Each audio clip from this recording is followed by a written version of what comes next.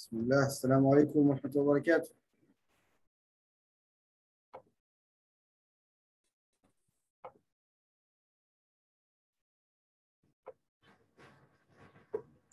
On va commencer Inch'Allah. إن الحمد لله نحمده تعالى ونستعينه ونستغفره ونؤمن به وعليكم ونتوكل السلام ورحمة عليه الله. ونعوذ بالله تعالى من شرور أنفسنا ومن سيئات أعمالنا. من يهده الله تعالى فلا مضل له ومن يضلل فلا هادي له وأشهد أن لا إله إلا الله وحده لا شريك له وأشهد أن محمدا عبده ورسوله. يا أيها الذين آمنوا اتقوا الله حق تقاته ولا تموتن إلا وأنتم مسلمون. يا أيها الذين آمنوا يا أيها الذين آمنوا اتقوا الله حق تقاته ولا تموتن إلا وأنتم مسلمون. يا أيها الذين آمنوا اتقوا الله وقولوا قولا سديدا يصلح لكم أعمالكم ويغفر لكم ذنوبكم ومن يطع الله ورسوله فقد فاز فوزا عظيما. ألا فإن خير الحديث كلام الله وخير الهدي هدي محمد صلى الله عليه وآله وسلم وإن شر الأمور محدثاتها وكل محدثة بدعة وكل بدعة ضلالة وكل ضلالة في النار. فنسأل الله العظيم رب العرش العظيم أن يحفظنا من النار وأن يجعلنا من أصحاب الجنة مع الأبرار إنه ولي ذلك والقادر عليه. الحمد لله. Donc on essaye de se tenir avec constance avec notre assise hebdomadaire sur la motivation sur la langue arabe. Donc à chaque fois, Inch'Allah Ta'ala, on traite un aspect différent de l'importance de la langue arabe.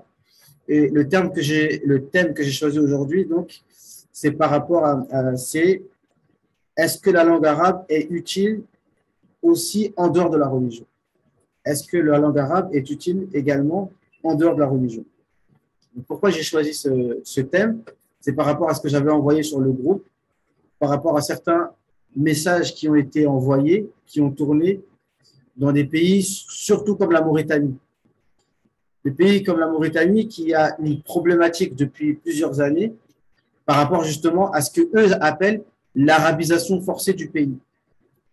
Et là, il y a eu les résultats du bac en Mauritanie et aussi dans d'autres pays comme le Sénégal, des pays où en fait les enseignements islamiques sont quand même assez forts, les gens sont attachés au Coran, voilà, ils ne sont pas trop francophiles, certains ne sont pas trop francophiles, certains même disent francolâtres, pour être un peu méchant. Vraiment, la langue française, pour eux, c'est tout, c'est le plus important, etc. Et les résultats du bac, ils ont été catastrophiques. En Mauritanie, au Sénégal, en Mauritanie, 80% d'échecs au bac. Et il y a des messages qui ont tourné pour dire, voilà, qu'est-ce que ça apporte, l'arabe, à force d'apprendre l'arabe, du coup, ils sont nuls en français, et donc ils ont de mauvais résultats au bac, etc. Et à quoi ça sert? Voilà, des paroles qui vont dans ce sens-là. Comme quoi, l'arabe, c'est que pour la religion, et puis voilà, quoi. Donc, c'est pour ça que j'ai choisi ce thème-là. Donc, je n'ai pas eu le temps de bien préparer et de trouver de vous ramener tous les documents très précis. Mais aujourd'hui, alhamdoulilah, avec Cheikh Google, hafizahullah, on peut chercher facilement. Donc, c'est vrai, on rigole, mais en vérité, il y a un point que je voudrais préciser par rapport à Google, c'est que ceux qui critiquent le fait de chercher des connaissances sur Google, ça me fait penser un peu à ceux qui critiquent la police. Un musulman qui n'aime pas la police, bon, c'est vrai, voilà, on a notre mentalité, voilà, travailler à la police, c'est la honte. Disons que c'est un pays musulman, pas en France. Mais la police, elle apporte la sécurité. Donc, celui qui n'aime pas la police, donc ça veut dire que quelque part, c'est un bandit. Tu vois, c'est les bandits qui n'aiment pas la police. Tu vois. Mais quand toi, tu es quelqu'un qui aime la sécurité, et salam, l'islam, c'est une religion de sécurité, normalement, la police, ben justement, ça fait partie des objectifs de l'islam. C'était juste une parenthèse. Et Google, ça ramène des informations. Donc, un chercheur, en réalité, quand tu cherches quelqu'un, il écrit un article ou il cherche une information, Franchement, mais Google, c'est son cher favori. Mais bien entendu, ce que Google ne pourra jamais nous apporter, c'est la relation humaine avec un cheikh, de se poser avec lui, de l'observer, etc. Ça, c'est évident. Mais dans la religion, on fait bien la différence entre les informations qu'on puise, et ça, on le prend de n'importe où, mais l'éducation, et ça, c'est un terme un peu plus large du ilm, hein, comme on explique dans… Bon, des fois, ici, il y a des bagarres un peu à n'importe quel moment, mais rien de grave. Je ne sais pas si vous entendez. Donc, je disais quoi?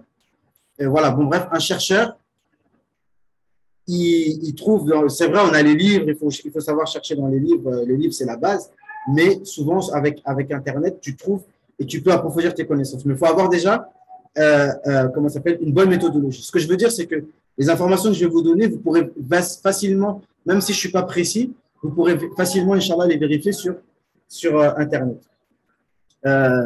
Alors,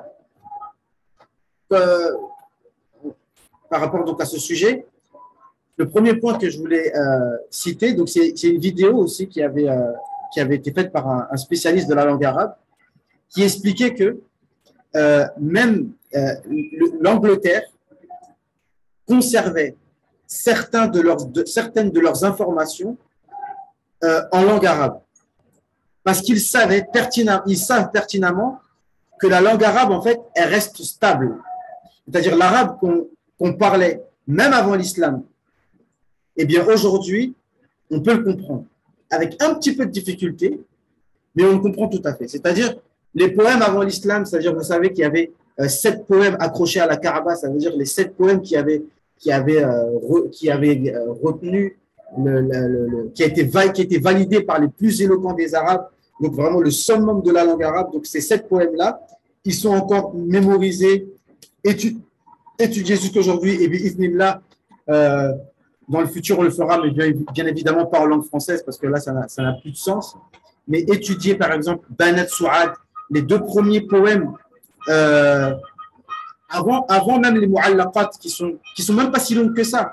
Mais Banat Souad et Lamiyatul Arab, c'est vraiment 2 poèmes qui sont très courts, et c'est les premiers qu'on doit apprendre vraiment pour comprendre, pour être vraiment imprégné dans la langue arabe en tant que telle. Et en fait, ces 2 poèmes-là, lorsqu'on les écoute, c'est vrai, même, encore une fois, je ne suis pas une référence, mais un arabophone normal, s'il écoute Banat Souad, c'est vrai qu'il ne va pas tout comprendre. Il va comprendre, c'est-à-dire un arabophone moyen normal, il va comprendre, allez, 40% du poème. Le reste, c'est des mots qui sont recherchés, etc. Il faut parce que ça va, il y a du vocabulaire qui est riche. Mais bon, après, ça dépend. Quelqu'un qui est littéraire ou quelqu'un vraiment qui a grandi dans un pays arabe, peut-être qu'il va comprendre 60%, 70%. Toujours est-il que cet arabe-là et l'arabe du Coran, il est stable jusqu'à aujourd'hui. Or, si on fait le test avec du français, prenez du français d'il y a 400 ans, et ben franchement, on n'y comprend pratiquement rien parce que les mots ont changé. Déjà, l'orthographe, il n'y avait pas de normes. Ça n'a pratiquement plus rien à voir. Et l'anglais, c'est encore pire. L'anglais, il est encore plus changeant que le français. Donc, en sachant ça, ils se sont dit, on ne sait jamais, dans 200 ans, dans 400 ans, qu'est-ce que va devenir la langue anglaise qu'on parle aujourd'hui. On n'en sait rien. Si ça se trouve, ça va changer, on ne sait pas ce qui se passe. Parce qu'on sait que les langues, elles changent facilement.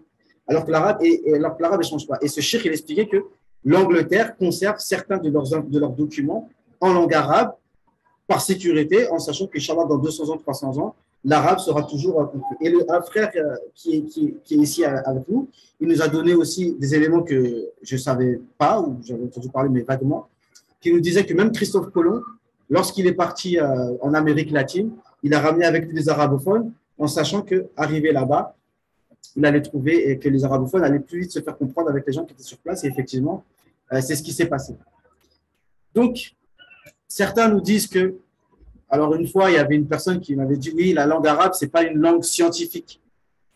Donc là, on est en dehors de la religion. On sait bien que déjà dans la religion, c'est l'importance, on en a déjà parlé de ça, mais même en dehors de la religion.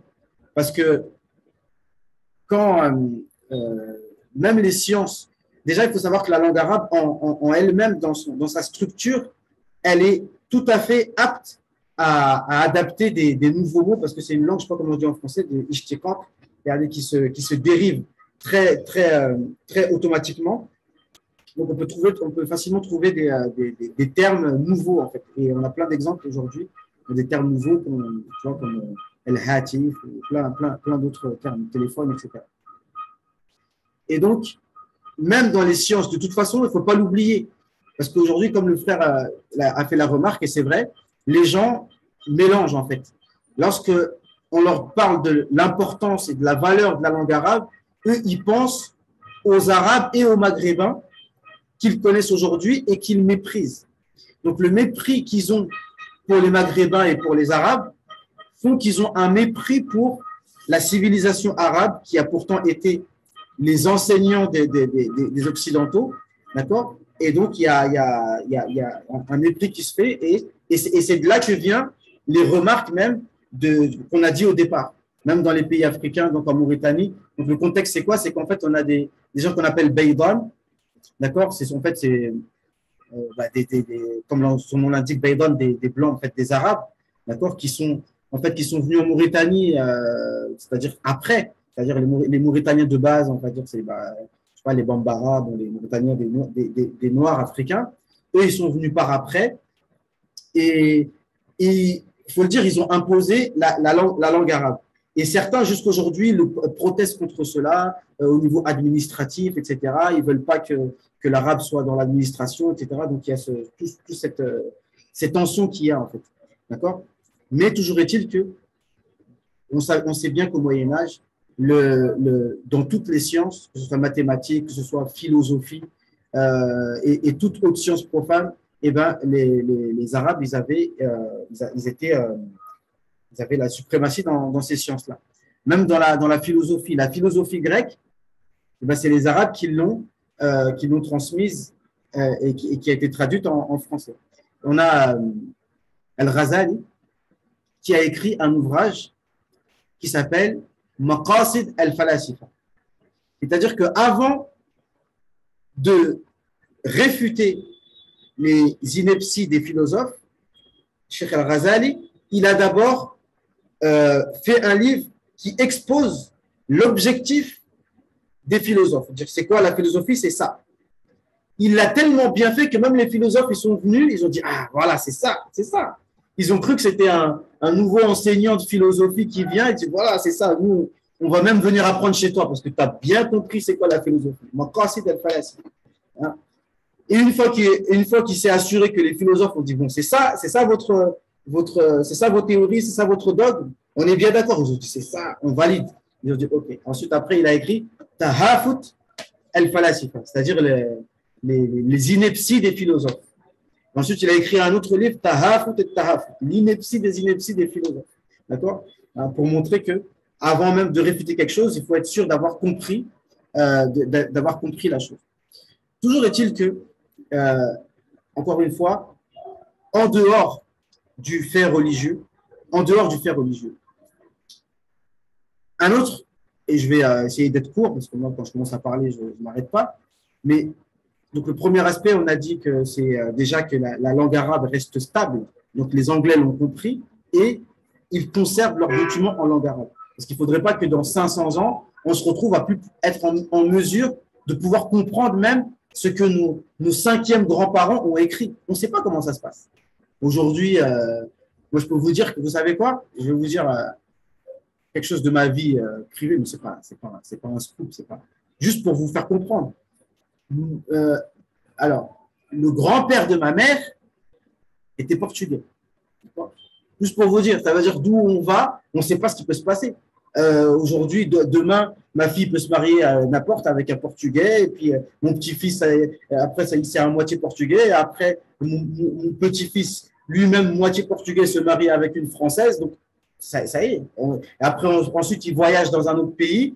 Mon quatrième petit-fils, ça y est, c'est terminé. Aujourd'hui, il va écouter cette conférence en français, peut-être il va dire, voilà, notre grand-père, je ne sais pas ce qu'il raconte. Ce n'est pas notre langue, voilà, vous voyez ce que je veux dire? Parce que les langues, ça change. Donc ça, c'était le premier point. Le deuxième point, c'est en fait, nous sommes à une époque en fait de mondialisation. D'accord? Et ça, les Français, de toute façon, l'ont compris, les Anglais l'ont compris. D'accord? Et si on veut, comment ça s'appelle, avoir une union, une cohésion, il faut qu'on ait une union basée sur une langue. Ça c'est ce que je répète tout le temps. Mais ce que je voulais dire par rapport à une précision, une remarque par rapport au rejet que certains font par rapport à la langue arabe et ce mépris que les gens ont par rapport à la langue arabe et ce mépris des personnes qui ont foiré le bac. Il y a une réflexion quand même qu'il faut qu'on fasse. C'est que le bac, c'est qui l'a instauré? C'est quoi le bac? Le bac, c'est depuis quand ça existe le bac? On a décrété que pour être quelqu'un, pour juger si tu es quelqu'un de bien, il faut que tu aies le bac, il faut que tu aies une licence, il faut que tout ça, des diplômes que vous-même vous avez instaurés. D'accord? C'est comme, on peut faire le parallèle avec les sports. Parce que le frère qui m'avait envoyé ces messages-là, je lui ai fait cette remarque quand j'ai fait un audio d'une minute. Il m'a dit c'est vrai, c'est une réflexion qui est intéressante. C'est qu'on peut faire le parallèle avec les sports. Aujourd'hui, la Coupe du Monde, par exemple, de football, elle a été instaurée, elle n'a pas été instaurée par des Africains. D'accord? Et comme par hasard, j'ai envie de dire, jusqu'à présent, et on ne sait pas si ça arrivera un jour, qu'un pays africain gagne la Coupe du Monde de football. Pourtant, on a tous des pieds comme tout le monde. D'accord? Mais comment ça se fait que cette compétition qui n'a pas été fondée par nous, eh ben, on ne la gagne jamais? Mais non, parce que c'est eux-mêmes qui ont fondé cette compétition, c'est leur sport.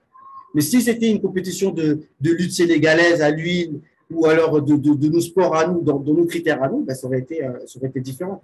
Vous voyez un peu ce que je veux dire? Ça veut dire que c'est leurs critères à eux, c'est leur monde à eux, en fait. Donc, comme c'est leur monde, donc c'est normal que ben, c'est eux qui maîtrisent ce monde-là. Comme ils sont venus, ils ont fait la colonisation, ils sont venus avec leurs machines, leurs choses, et donc c'était leur paradigme à eux. Donc, du coup, dans ce nouveau paradigme, nous, on devient des sauvages, on devient voilà, on est là que pour apprendre, d'accord? Et on peut pas vous dépasser dans ce truc-là. Il y a le frère qui est ici, machallah, souvent, le frère Hamidou, des fois, il explique des choses, quand on discute avec les frères, il y a des choses qu'il faut réfléchir. Il nous disait que c'était au Mali, hein, qu'est-ce qu'ils ont dit? Alors, les gens, d'habitude, ils se déplacent avec des ânes, c'est ça? Avec des ânes, hein, que Allah Azza wa Jal nous a créés. On se déplace avec des ânes, des chevaux. Il y a des chevaux, il y a des ânes, machallah. Comme Allah l'a dit. Allah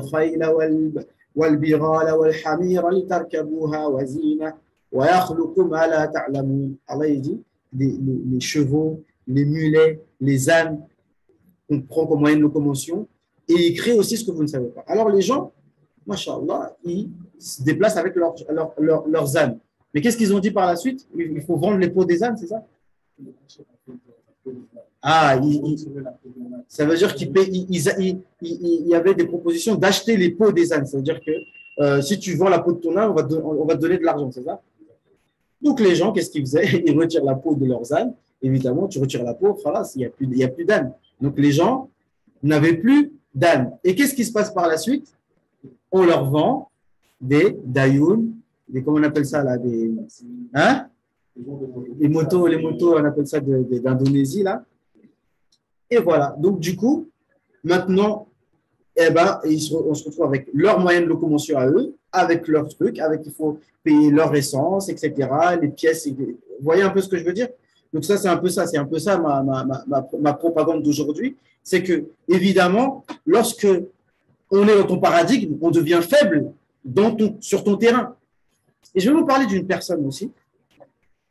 Parce que moi, quand je parle des gens, j'aime bien parler des gens que je connais personnellement. L'imam, souvent, nous voyons que les anti-langues arabes sont légèrement, voire profondément anti-islam. Tout à fait. Tu la remarques. En général, les gens qui rejettent la langue arabe, c'est ceux qui rejettent l'islam, évidemment. Parce qu'on a dit précédemment que si nous, on parle de la langue arabe, c'est pas spécialement parce qu'on aime la culture arabe. Non, c'est par rapport à l'islam. Sinon, on n'aurait que faire de la langue arabe, hein, sans manquer de respect aux Arabes ou quoi que ce soit. Ça, c'est bien clair.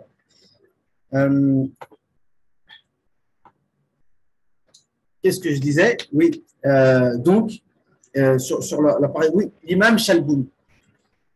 L'imam Chalgoumi, c'est une personne que j'ai connue personnellement dans ma vie. Au début, quand je me suis converti, comme vous savez, j'étais de Teblir et lui aussi l'était. Et il était parmi les Teblir, en fait, quelqu'un de très important parce qu'il faisait partie des gens. Donc là, je vous parle, c'était dans les années 2001, d'accord? Dans les années 2001, lui, il faisait partie des gens qui étaient partis étudier et qui étaient revenus, d'accord? Il était parti étudier au Pakistan et déjà, il avait l'arabe parce qu'il est né en Tunisie, etc. Et donc, il faisait partie des gens de science. Il était tellement attaché à la langue arabe et à son dîn que lorsqu'il était à la mosquée de Rahma, au Marquès de Saint-Denis à l'époque, et que lui, donc lui, il ne parlait même pas le français, comme certains des pays maghrébins qui, voilà, ils n'en ont rien à faire du français. Et lorsqu'il arrivait à la mosquée en France, et qu'il voyait les gens à la mosquée en France parler le français comme moi je suis en train de parler, ça le choquait. Il dit, mais qu'est-ce que vous êtes en train de faire? C'est haram. Pourquoi on est à la mosquée? Pourquoi vous parlez français?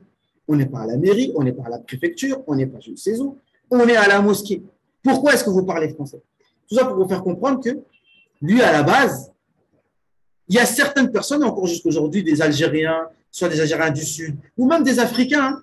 Il y en a, moi j'ai un ami qui me dit que son père, malien, non, sénégalais, pardon, soninké, il vit en France depuis 40 ans, il s'en fiche de la langue française volontairement. Il connaît que la langue française que bonjour, allô, bonjour, au revoir, merci. Le reste, il n'en a rien à faire. Mais ça, il le fait exprès. D'accord? Il le fait exprès parce qu'il sait que la langue française, ce n'est pas mon problème. D'accord? Lui, il est fier de sa langue soninké, il est fier de sa culture, il n'a pas besoin de parler le français. C'est pour vous faire comprendre. D'accord? Que nous, on n'a pas besoin de rentrer dans les paradigmes des autres pour se sentir meilleur. D'accord? Donc, c'est ça un peu. Donc, c'est que aujourd'hui, le bac, c'est ça le critère pour être quelqu'un de bien. Mais maintenant, si on met les critères que nous, musulmans, on parle des musulmans, on avait à la base, les critères pour être respectés, c'est quoi? Le baccalauréat des musulmans, c'est quoi? Le Coran, par exemple. Tu connais combien de hizb? Parce que là, tu me juges sur le baccalauréat. Tu as ton bac? Non, je n'ai pas mon bac. Excuse-moi. Et toi, musulman, tu connais combien de hizb? Tu connais Juz Amma? Récite un peu qu'on écoute, machallah. Récite-nous Amma yatasa'aloun, on t'écoute. Pour voir ce que ça donne. Et là maintenant, on va rigoler. Sinon, on va rigoler. Comme on rigole maintenant, après, je ne parle pas de l'imam Chalgoumi, je ne suis pas en train de le défendre. Hein. Mais moi, je suis juste en train de dire que lorsqu'on se moque, et réfléchissons, là, on réfléchit entre nous, on est là, on est entre amis, juste on réfléchit. Lorsqu'on se moque d'une personne qui parle mal le français, j'ai envie de te dire, mais s'il parle mal le français, oui, tu me diras, on est en France, etc. Mais s'il parle mal le français, finalement, où est le problème?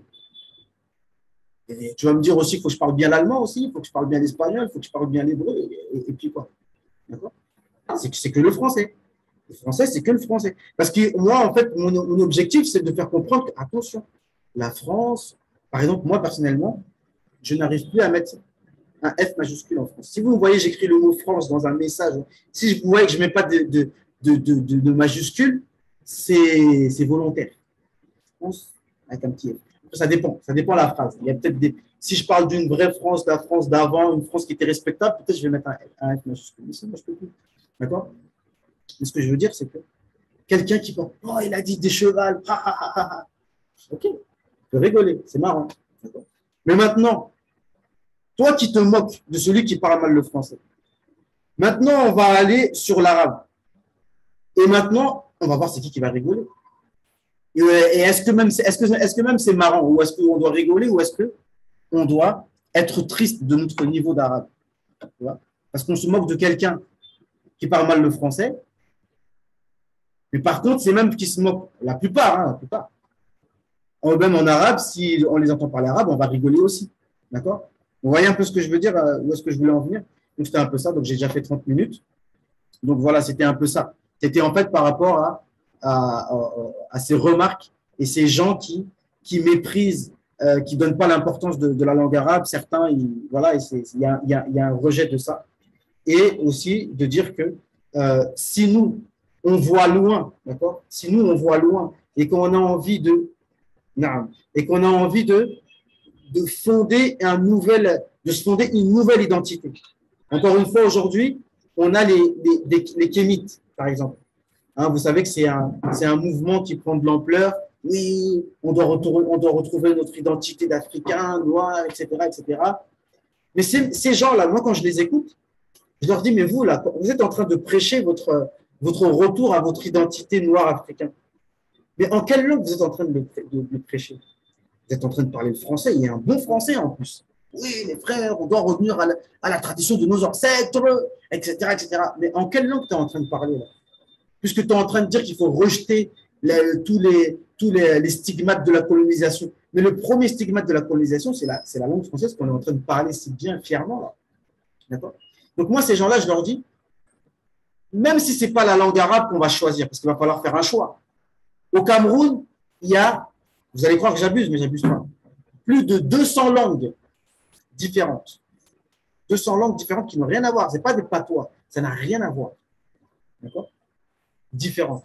Donc si maintenant on dit qu'on va retourner à une tradition africaine globale, le panafricanisme dont on parle, mais ce panafricanisme-là, à un moment donné, il va falloir faire des choix politiques qui consistera à dire que c'est quoi notre langue nationale. Ça va être quoi, le français?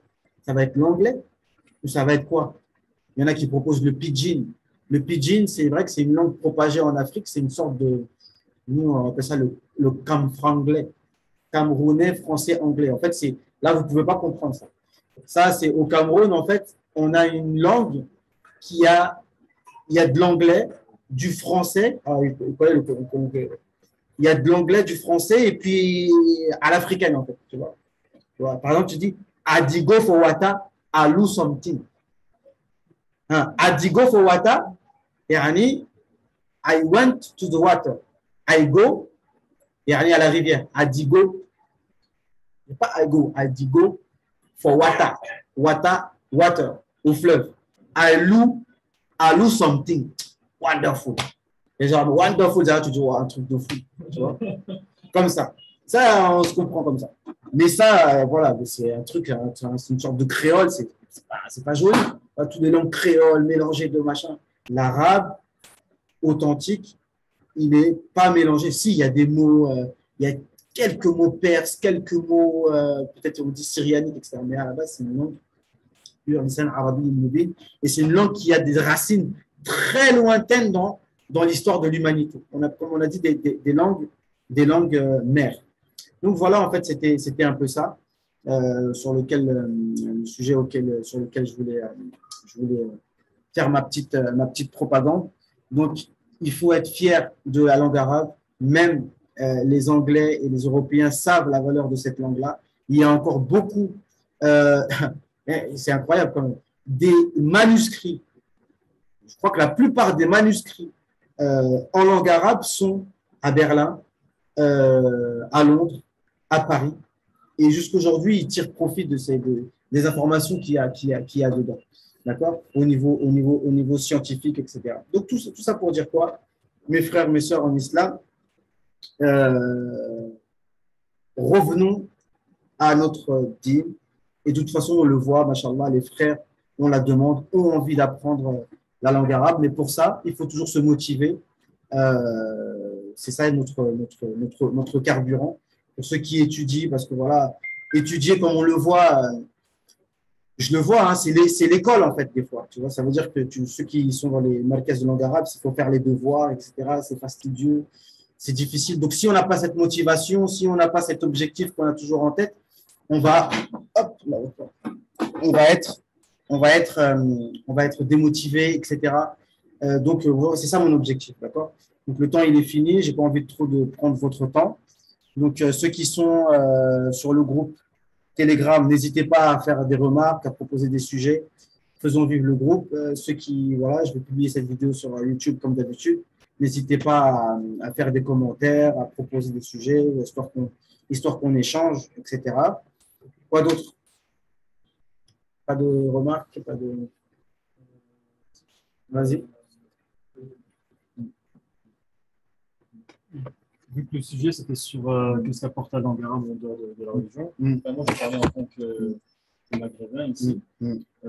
Par exemple, en fait, si on va voir la plupart des jeunes maghrébins, même des plus âgés, la plupart en fait ils parlent même plus le dialecte, tu vois. Même leur propre dialecte. Même le dialecte. Ouais, même le dialecte ils le parlent plus. Au mieux ils le comprennent très bien, ils parlent un petit peu, mais honnêtement ça se perd de génération en génération, parce que certains en fait et je vais dire que c'est marocain ou algérien, juste de nous. En fait. Et lorsque la personne va apprendre l'arabe littéraire, moi, c'était mon cas, quand j'ai appris l'arabe, quand j'apprends en même temps, l'arabe littéraire, eh bien, en fait, je remarque que j'ai même plus besoin de mon dialecte, en fait. J'ai quelque chose de mieux. Ouais, là, je peux parler avec un Algérien, je peux parler avec un Tunisien, je peux parler avec un Libanais, je suis connecté, en fait, au monde musulman. tout à fait. Connecté au monde musulman. La dernière fois, en Égypte, on a fait un football avec des Malaisiens. On parlait d'avant-garde. C'était magnifique de se dire qu'on était. Et j'avais mon professeur avec moi, qui lui, il était libyen. Qu'est-ce qui nous connectait? C'était l'avant-garde. Et ça, on n'aurait jamais pu faire, même en anglais. Parce qu'il y en a toujours certains qui ne parlent pas l'anglais.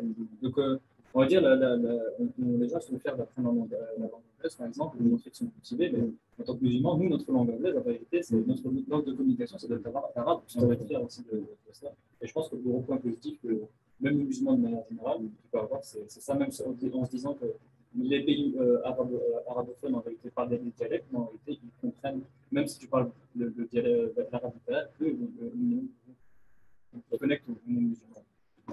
Tout à fait. Barakallahu pour ta remarque. Il reste 2 minutes, donc on risque d'être coupé brutalement comme d'habitude là. Mais cette remarque, elle est très importante parce que bon, j'avais le sujet en tête, mais j'ai pas eu le temps de préparer des points 1, 2, 3, 4. Mais de toute façon, au fur et à mesure, on développera tout ça. Mais aussi, un point important, c'est aussi le commerce, d'accord? En dehors de la religion. C'est-à-dire faire du commerce avec des Malaisiens, comme il a dit, avec des pays, des musulmans d'autres pays, et ben aussi, c'est la langue arabe, normalement, qui devrait nous lier. Et comme il a dit, en fait, ça nous lie au monde islamique. Et ça, en fait, peut-être que, en fait, c'est vrai, ceux qui vivent en France, peut-être mon discours, il va peut-être pas passer parce qu'ils se disent, ah, on est en France, ça n'a rien à voir avec tout ça. Mais quand on est à l'étranger ici en Égypte, et c'est pas que avec des Égyptiens qu'on parle, c'est-à-dire qu'on est avec des Russes, il y en a beaucoup, et tous les pays autour de l'ancienne Russie, Ouzbékistan, etc. Il y en a beaucoup, donc des Malaisiens, bon, après tu as des Américains, tu peux avoir de n'importe quel pays, d'accord? Et tu te rends compte que effectivement, c'est la langue arabe qui nous lie, d'accord? Et s'il n'y avait pas la langue arabe pour nous lier, ben, non. Salam alaikum. Ah, je n'entends rien. Ça, c'est parce que c'est la première fois que tu te connectes. En fait, je ne sais plus quel bouton il faut appuyer. De toute façon, là, on a terminé. Je ne vais pas trop vous prendre votre temps. Donc, je vous remercie de m'avoir écouté. Salam à tout le monde. Allal, Hamza, Ali. Salam à tout le monde. Et qu'Allah nous facilite donc d'apprendre notre religion. Et il y a des cours que je fais. Ceux qui ont sur Instagram, il y a des cours très importants que je fais sur la méthodologie d'apprentissage de la religion en attendant de reprendre les cours de tafsir. Donc, Inch'Allah, on se tient au courant, Inch'Allah. سبحانك اللهم وبحمدك أشهد أن لا إله إلا أنت نستغفرك ونتوب إليك وآخر دعوانا أن الحمد لله رب العالمين والسلام عليكم ورحمة الله.